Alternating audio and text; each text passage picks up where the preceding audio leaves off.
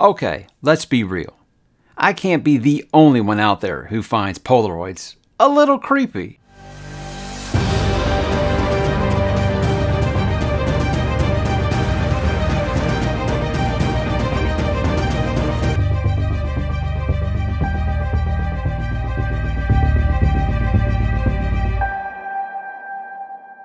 Hey, what's up, bookworms? Mike back to take you into the multiverse, guys, today, as we are going to dip into the final book in ℙ𝕦𝕣𝕉𝕬𝕣𝕉. This is, of course, The Sundog, released in 1990. This is the fourth and final story, and 3 years later, I'll finally be wrapping up coverage for ℙ𝕦𝕣𝕉𝕬𝕣. So, guys, thank you for being patient with me as I did complete this. I have explained why I did that, but, I'm not going to rehash that now. Let's kind of talk about the Sundog here, kind of the redheaded stepchild of this collection. It seems like every one of his novella collections, there's always one of the four that's kind of considered like the one that people kind of just forget about. It's similar to like Breathing Method from different seasons, where everyone's like, yeah, oh man, I really like that book, except for this one story. Me, I really like Sundog, but I've always kind of understood the criticisms of it, and we're going to kind of talk about that today, guys. Let's go ahead and dip into what is the Sundog about. Now, Kevin Delavan wants only one thing for his 15th birthday: a Polaroid Sun 660. But there's something wrong with this gift. No matter where Kevin Delavan aims the camera, it produces a photograph of an enormous, vicious dog. In each successive picture, the menacing creature draws nearer to the flat surface of the Polaroid film, as if it intends to break through. When old Pop Merrill, the town's sharpest trader, gets wind of this phenomenon, he envisions a way to profit from it. But the Sundog, a beast that shouldn't exist at all, turns out to be a very dangerous investment, guys. It takes us all the way back to 1990. This is the Sundog. I have some things I'd like to discuss with this book because I see both the good and the bad of it. And that's where we're going to begin. We'll begin with what makes this book good or bad. I'm going to be honest with you guys here. The good, right off the bat.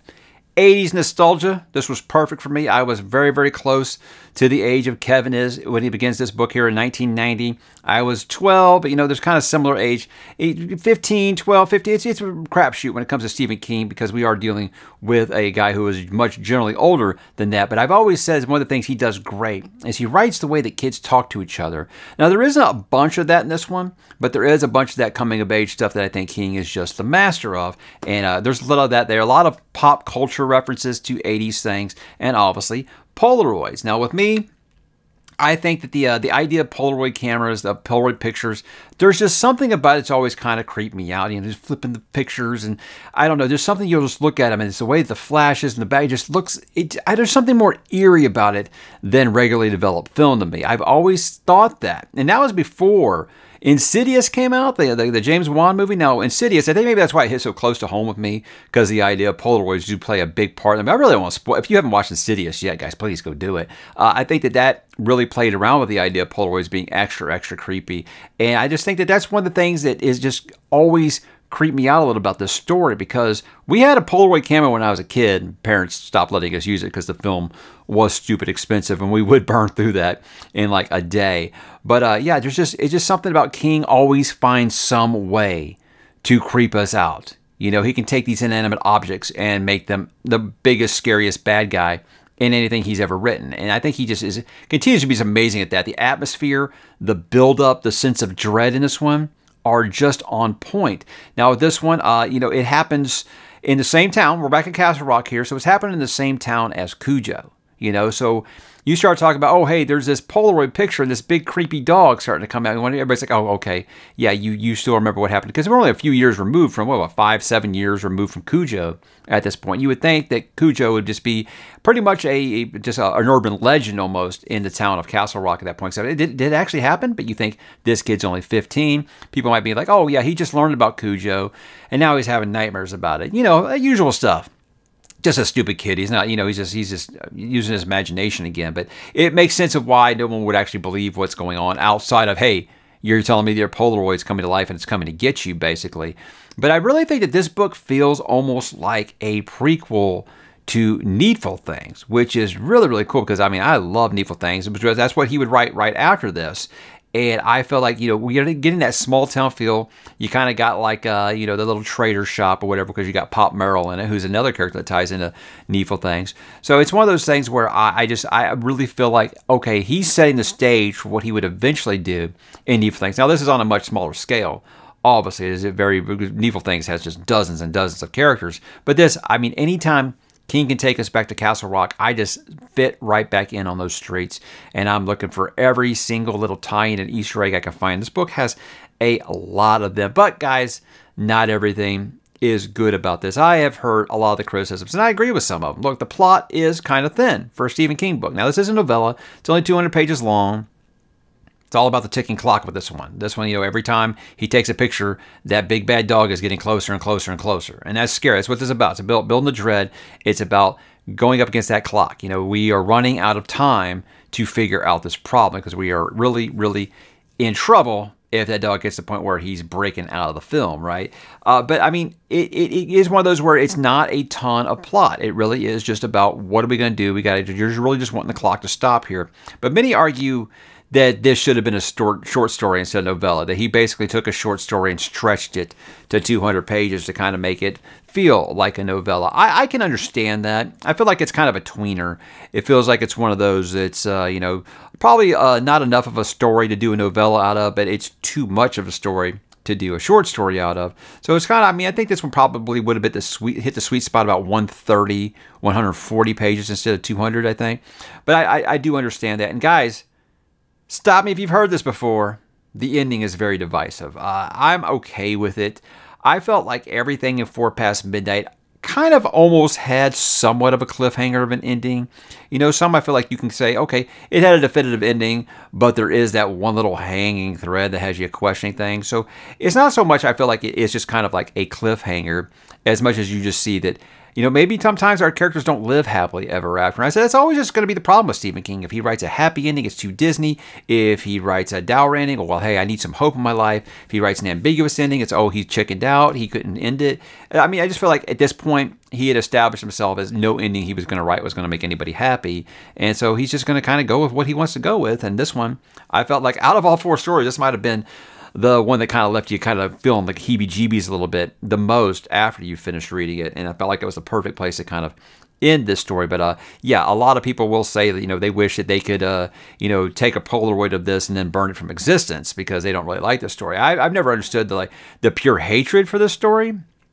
But I said, kind of like Breathing Method, where Breathing Method's a story I enjoy. But I understand you had 3 huge bangers in that book before that. I kind of understood that.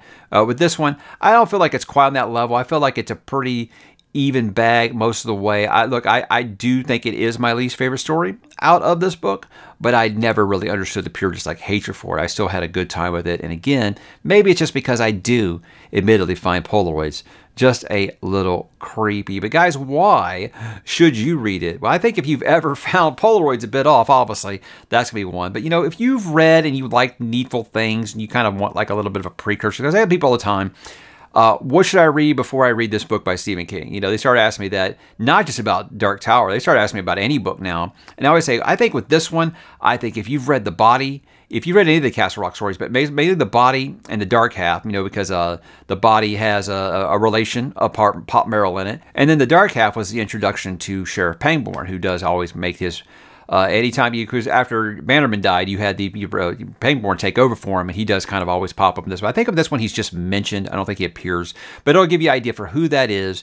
Cujo obviously helps. Look, any of the Castle Rock stories are going to obviously benefit you with stories like this, but it doesn't have to be, but I feel like it just gives it more life. So if you've read something like The Body before this, if you've read The Dark Half, you'll be like, okay, I know who these characters are, and it does make it a more enjoyable experience. So if you're very good with King, just kind of building creepy atmosphere over a really fast-moving plot, just a dialogue between a few characters and things like that, and just some sleazy kind of bad guys, I think you'll enjoy this one quite a bit. And I feel like if you like the first 3 stories in 4 ℏ, I don't feel like this is going to be the one that makes you throw the book across the room.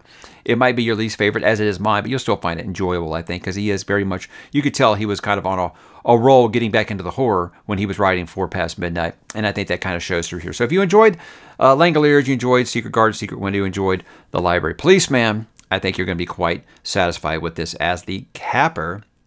As for some final thoughts, I have a couple here. Like I said, I feel like it's my least favorite of the four, but I still dig it. For me, it's an easy sell. You got Stephen King doing what I think he does best, coming of age under paranormal duress. Nobody does that better. I know that's a very, very specific version of the subgenre, but King is the master at it. And anyone else that tries, it's just okay. But yeah, very much, I mean, the man has a gift. I mean, he can take an inanimate object like a Polaroid camera and make it very, very creepy to us. I feel like the guy is just, I mean, he's just a wizard. He can do that with just about anything and just freak us out. But for me, guys, this one is so much fun because it has so many connections to other things in the multiverse that take place in Castle Rock. And that's a good place, guys, for us to make the transition here to the Multiverse Connections. Now, spoiler warning, again, I don't feel like these are anything that's going to break anything for you. They're really just Easter eggs at this point.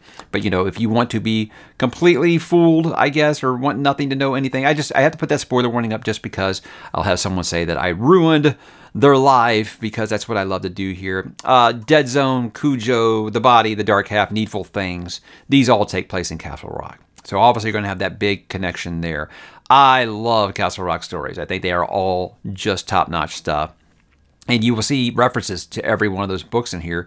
Let's start with Needful Things and The Body. Obviously, Pop Merrill owns the shop here, is the one who's dealing with Kevin. He is the uncle of Ace Merrill. And if you remember Ace Merrill in The Body, you know, very famously played by Kiefer Sutherland in the movie Stand By Me, Ace Merrill is quite a character that does beat up on Gordy and his friends, and then does also reappear again in Needful Things, so that's a fun connection there. The Dark Half and Needful Things, obviously. Alan Pangborn, like I said, the sheriff, he is mentioned here. Again, if he does actually appear in this book, I don't remember it. Like I said, it was 2 years ago that I did the reread of this, but I do know that he is mentioned, so Alan's always going to be kind of around and would really, really have his moment of shine coming up in Needful Things. The Talisman, this is an interesting one. Kevin does have a dream that he is in ℚ𝕦𝕤𝕤, and that is a town where Jack was working temporarily when he was making his trek across the country in that book. Very interesting side plot in that book, but the fact that I remembered ℚ𝕦𝕤𝕤 because I was just like, ℚ𝕦𝕤𝕤, what a town name. And then, of course, It always does try to make some kind of appearance in here. It or the Dark Tower always does seem to pop up in just about everything post-It. Juniper Hill Insane Asylum. That's where Henry Bowers is residing and actually did escape from in It. But yeah, he is. That is mentioned. Not he is. Juniper Hill is mentioned, not Henry Bowers. So again, so much fun with just all of the connections within Castle Rock. That's something that I just love. So yeah, Stephen King did actually say, you know, Needful Things was the last Castle Rock story, and then I think he had a short, because I think it does probably tie back to the Merrills. Not Uncle Bill, there's Nightmares and Dreamscapes, there's a story, I think it's called It Grows on You. I think that has to do with the Merrills. I can't remember. But I do know that there is another reference to Castle Rock, and I think it was called It Grows on You, Nightmares and Dreamscapes. I haven't read Nightmares and Dreamscapes, guys, since it was first released. But I do remember, I was like, wait a second, I thought you said this was the last Castle Rock story. That's what King does, and to me, he could write a new Castle Rock story today, and I would not even care, because I love the setting, and I think it's just that cozy little town that you love to read and you never want to live. But guys, that is the Sundog, a little shorter, because I know that this is a story that, like I said, there's not a ton of plot in it. It really is more about the atmosphere, and to me, it was kind of the perfect complement to the other three stories in 4 Past Midnight. Overall, guys, 4 Past Midnight, in my opinion, I think it is a greater collection overall than Different Seasons, which sounds incredible when you think Different Seasons has The Body, it has Apt Pupil, it has Shawshank Redemption. You know, these are amazing, amazing books. But I think overall, all 4 of these stories are strong, or all 4 of these stories are stronger than the 4 stories overall in that book. So that might be a hot take, but I mean, it's close. It's flip a coin. But I'm saying as far as his novella collections go, I think that's a 1A, 1B right there for me. So again, I feel like Different Seasons was the kind of the drama version, and this is back to being like the horror version of a novella collection. So this kind of depends on what you're looking for. People ask me all the time, where should I start with Stephen King? This is a great place, because if you don't want, if you want Stephen King to scare you a little bit, but you don't want to read some 800-page tome, this is a really good place to start. And if you want some Stephen King to get a good idea of what his writing's like, and you don't want to spend a lot of time being scared, Different Seasons is the place to go. So his short story collections, or his novella collections rather, are a terrific place to start with Stephen King. And if you've watched this far in this video and you haven't read The Sundog, thank you so much. I do hope that you will check it out one day. And I hope you'll enjoy it as much as I did, because like I said, I feel like this one's hinging on underrated at this point just because of how much hatred it does seem to get from King fans. Well, guys, that was it finally for 4 Past Midnight. Next, I think I'm going to be doing the Bachman books. I'm going to be starting with The Long Walk in March, and I'm excited to do The Long Walk and then Thinner. So we got a couple more Into the Multiverses coming before I hopefully am able to get back on my regular schedule, because I know I've got a lot of people asking me about that Stephen King tier list. The next part, well, I still got to read a couple books and a couple Dark Tower. I think I still got four rereads to do before I do that list, but I do hope that it can happen this year. But guys, that was The Sundog. Drop in the comments. Let me know what you thought. Let me know your favorite story in 4 Past Midnight. No wrong answers here, as always, guys, so drop in the comments, and I will talk to you there.